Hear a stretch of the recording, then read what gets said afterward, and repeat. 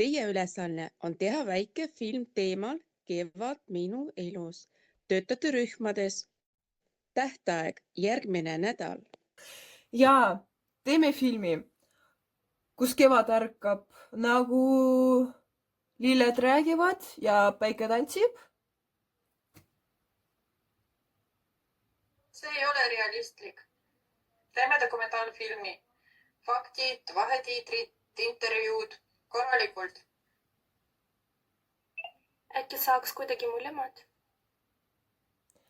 Kuidas sa Zoomis laulvaid lilli teed? Ja kuidas sa fantaasiat hindad?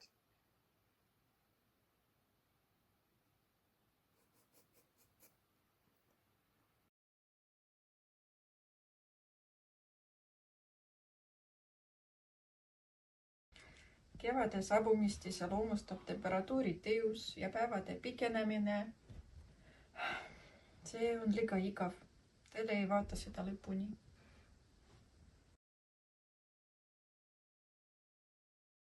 Mina olen kevad. Ma tulen ja toon päikest ja soojust. Oh. Liisa ütleb nagunii, et see on lapsik.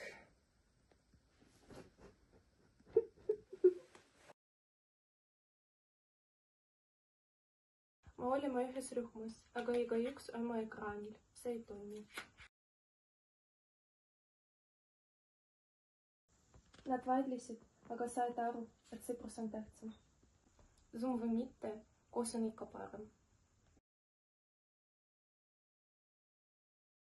Ma mõtlesin meie filmi peale.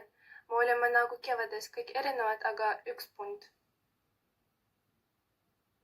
Ma vist keskendunud liiga palju reeglitele. Ja mina efektidele.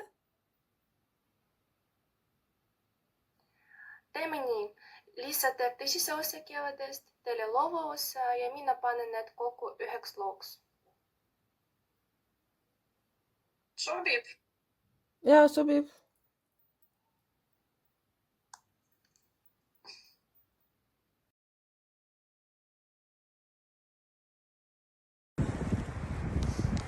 Kevad ei küsi ilma.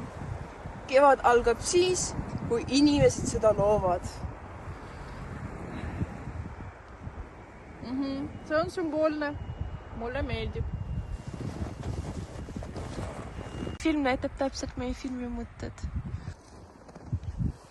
Kevad algab siit!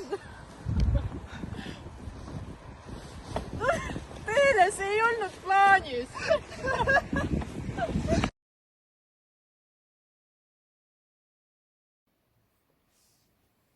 Kevad algab siit! Teile see ei olnud plaanis.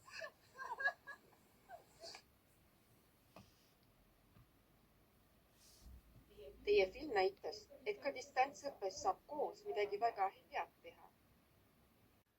Natuke fantaasia kulub ka. Ja natuke korda.